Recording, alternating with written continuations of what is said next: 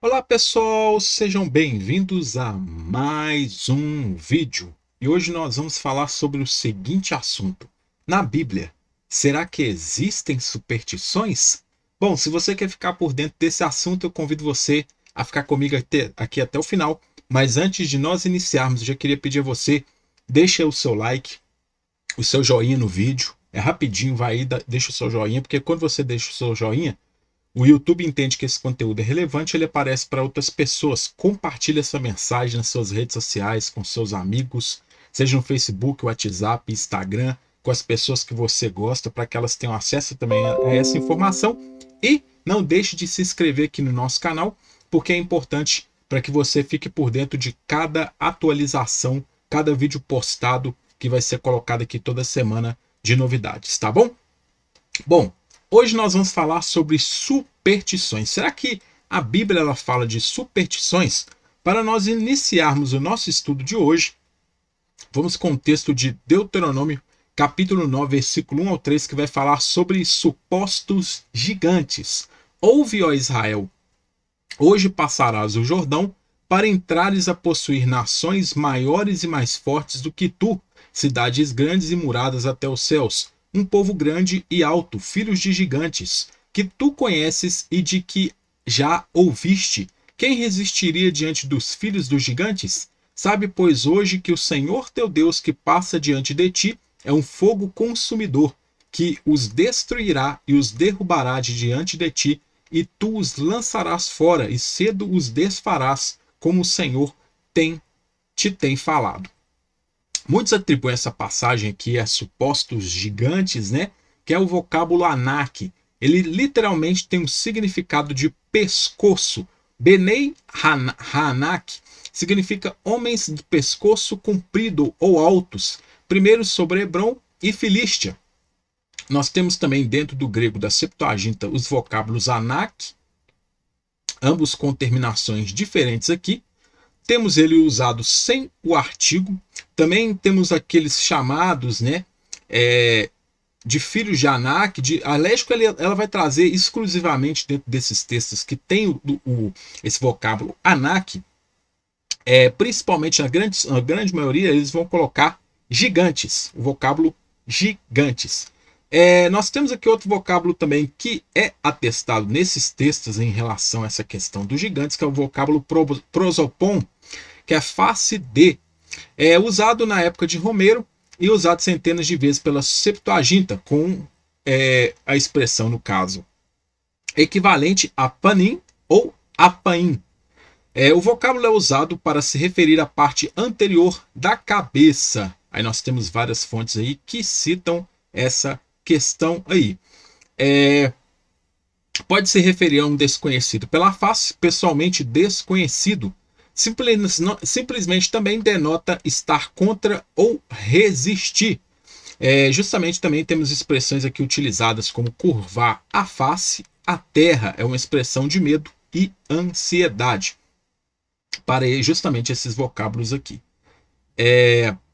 Pode também se referir a fugir aterrorizado do rosto de alguém, ou seja, de uma pessoa que esteja enfurecida, e hebraicamente, aparência que se apresenta por sua riqueza ou pobreza, sua posição ou condição inferior.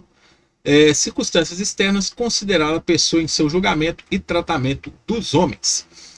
Os Anakins mencionados em Números e Josué são chamados de filhos de Anak, filhos dos Anakins, divididos em 3 tribos. Hebron era a principal cidade deles, possuía gigantesca força e estatura. Israel foi aterrorizado por eles. A cidade desse povo foi dada a Caleb por sua fidelidade e foram quase aniquilados. Então nós temos essas referências aí. O Targum de Onkelos, ele vai trazer o seguinte: um povo grande e poderoso, os filhos dos gigantes que tu conheces e dos quais tu ouviste, dizia: quem pode resistir aos filhos dos gigantes?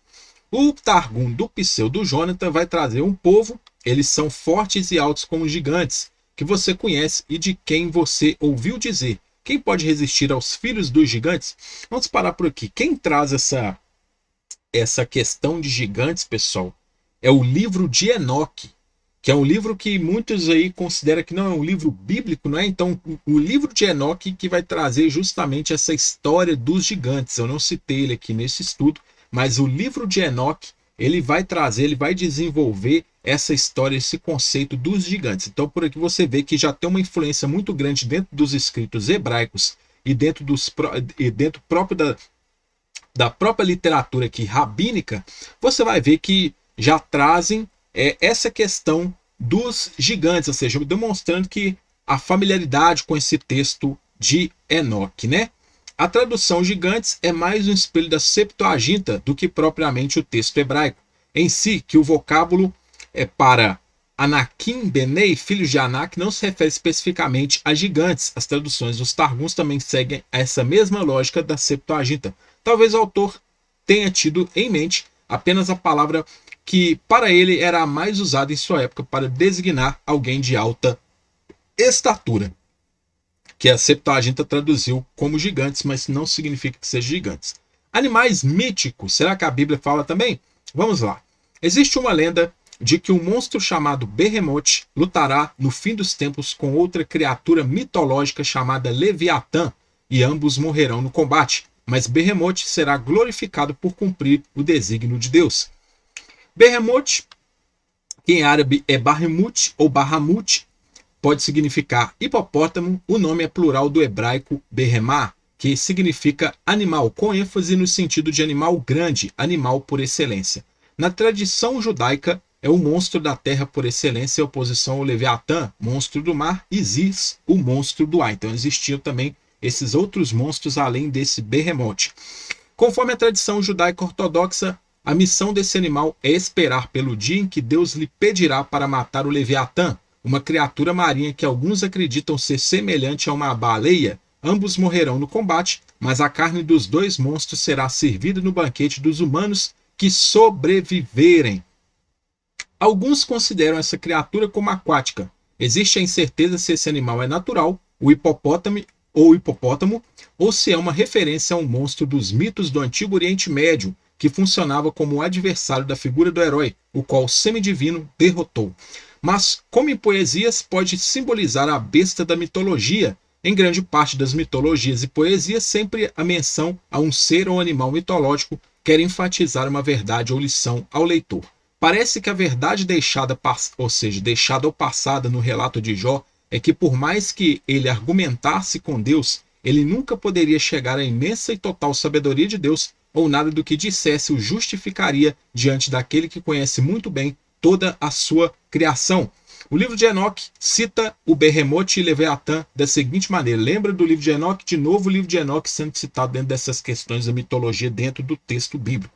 E nesse dia se separaram dos monstros um chamado Leviatã, que morará no abismo sobre aonde emanam as águas, e um macho chamado Behemoth, e ocupará com suas patas o deserto imenso chamado Dandaim. Então, ou seja, aqui dentro do livro de Enoque traz essas questões justamente dessa mitologia. E para aqueles que dizem que o que eu estou pegando aqui não está na Bíblia, você pode ler o livro de Jó, pode ler também algumas citações dos Salmos.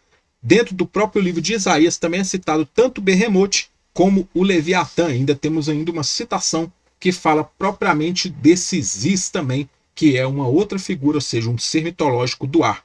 Em outras lendas, ambas as criaturas são inimigos que se enfrentam antes da criação no princípio dos tempos e que foram destruídas por Deus. Outros trazem a batalha entre esses seres no juízo final ou no fim dos tempos. Na Idade Média, Behemoth chegou a ser um nome de demônio. Esse animal é visto por alguns como hipopótamo, crocodilo e até mesmo como elefante e búfalo de água. Leviatã, grande animal aquático, pode ser crocodilo, serpente, dragão, monstro marinho, conforme algumas traduções, por exemplo, a Almeida Revista e Atualizada, uma tradução em português, tá? A palavra é descrita tanto como animal literal ou símbolo do Egito, como símbolo da humanidade pecadora. Lembrando, pessoal, quem quiser adquirir esse esboço, pode entrar em contato comigo. Eu estou deixando os meus contatos em todas as descrições dos meus vídeos. Você pode estar entrando em contato comigo via WhatsApp ou e-mail, ou até mesmo pelas redes sociais, Instagram, Facebook. Você pode estar entrando em contato e adquirindo esse esboço, você vai ter todo este material aqui com referências bibliográficas, com pesquisa, para que você venha analisar e estudar mais a fundo cada detalhe que é falado aqui. Então você que tem o desejo de adquirir o esboço, pode entrar em contato, você vai ter acesso a esse conteúdo aqui, é óbvio, também para aqueles que quiserem ajudar, contribuírem com o meu trabalho. Então, como símbolo do Egito, como símbolo da humanidade pecadora, torcer tem também um significado, vem do árabe luvi, torcer, luvisa, diadema, no garitmo lotan, o monstro chamado, né, que na Bíblia ele aparece junto com animais.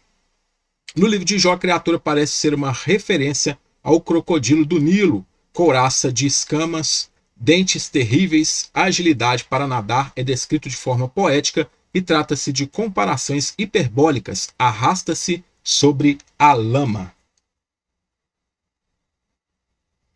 Vocês vão poder pausar o vídeo aí para vocês pesquisarem também. Em outra passagem, o Leviatã nada no mar vasto, uma baleia ou golfinho do mar Mediterrâneo, ou seja, conforme alguns interpretam. A palavra é utilizada também para designar serpentes como as que encantadores fazem levantar. Passa então a denotar uma ágil serpente marinha morta por Deus para demonstrar o castigo da iniquidade dos moradores da terra.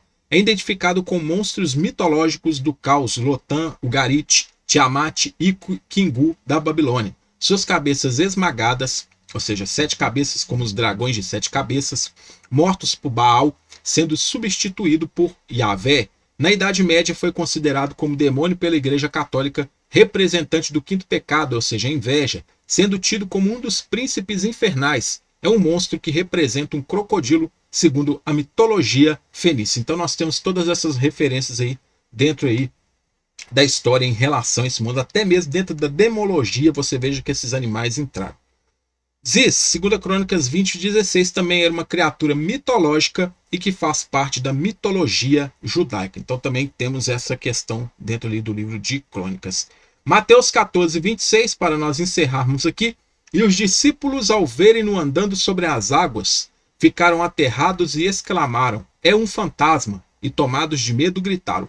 Fantasma, que é a palavra fantasma, ou fantasmatus, ou fantaso, significa uma aparência, especificamente uma aparição, um espectro, também utilizado em escritores como, por exemplo, Esquilo, Eurípides, Platão, Dionísio, Halicarnasso, Plutarco, entre outros, tá? Então fica aí esse vídeo de hoje para todos vocês que ficaram aí comigo, ou seja, as referências bibliográficas que eu utilizei estão todas discriminadas aqui para os senhores pesquisarem também. Então fica aí esse vídeo, ou seja, das superstições que são mencionadas dentro da Bíblia, ou seja, até mesmo superstições nós temos dentro da Bíblia. Agradeço você por ter ficado até o final aqui, não deixa de comentar, não deixa de curtir, de compartilhar, se inscreva no canal para você ficar por dentro de todas as novidades. Um grande abraço a todos vocês, o meu muito obrigado, sucesso e até a nossa próxima oportunidade.